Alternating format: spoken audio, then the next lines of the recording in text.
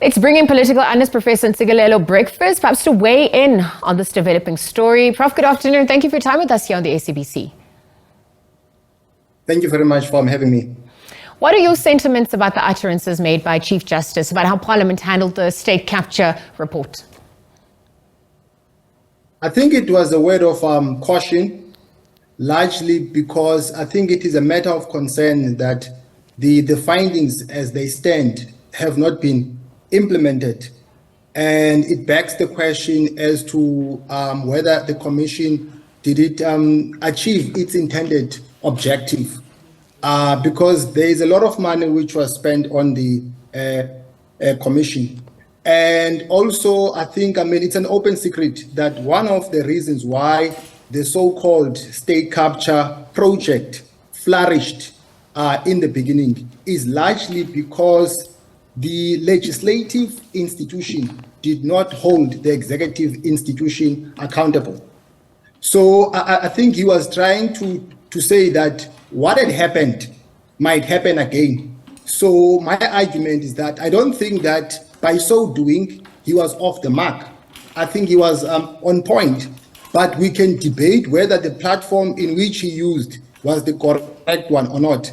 But regardless of that, it doesn't take away his main line of argument, So I think it's a good thing that there is this upcoming meeting that will examine the thrust of his argument. Is it complicated for him, given that he chaired the inquiry and now he is Chief Justice? Should he be exercising restraint somewhat when dealing with the report, where many might say that he's now delving into politics, perhaps overstepping his authority? How would you weigh in on those sentiments? My view is that the culture of human rights also applies to judges. Human rights are meant for everyone. The same goes to judges. Of course, there's a particular standard that they have to hold. But at the same time, I think, he was also exercising his right to freedom of expression. And I don't think that was, out of line.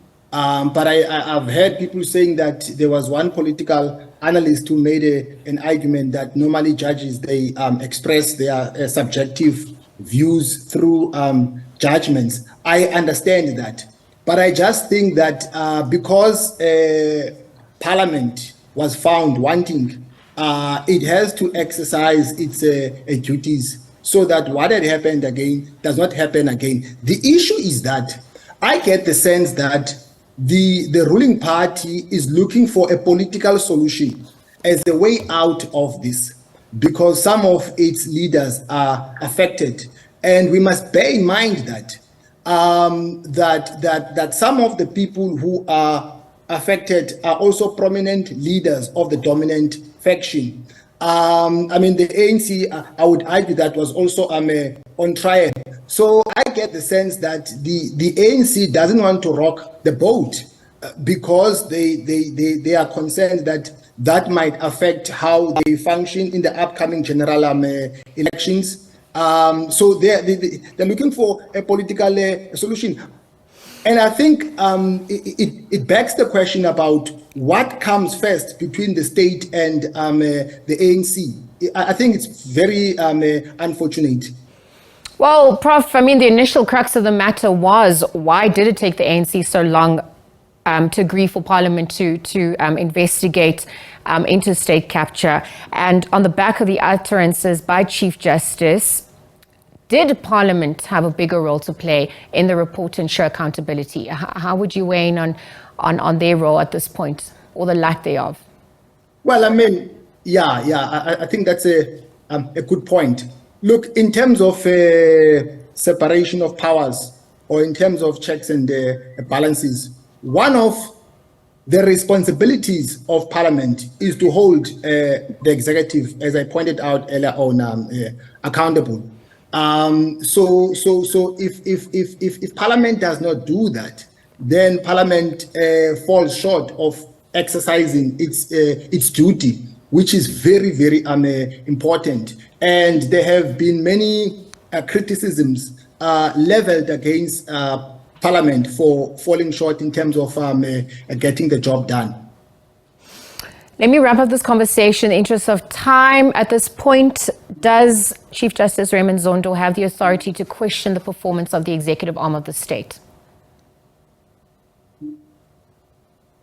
Well, I think in this context, I think his assertion that what had happened before might happen again must be understood in context, in the light of the state capture, so-called state capture project. And I cannot take a swipe at him for doing that. I think he was on point because, the ANC has been dragging its feet in terms of, or the ANC government has been dragging its feet in terms of implementing the findings. I think the fact that there's been a slow pace of the implementation of those findings is a matter of national concern. I don't think that he was just, questioning the function of the executive institution. I think what he said must be located in a particular context, given the fact that he was the chair of the Zondo Commission. All right, Prof, thank you for your time with us.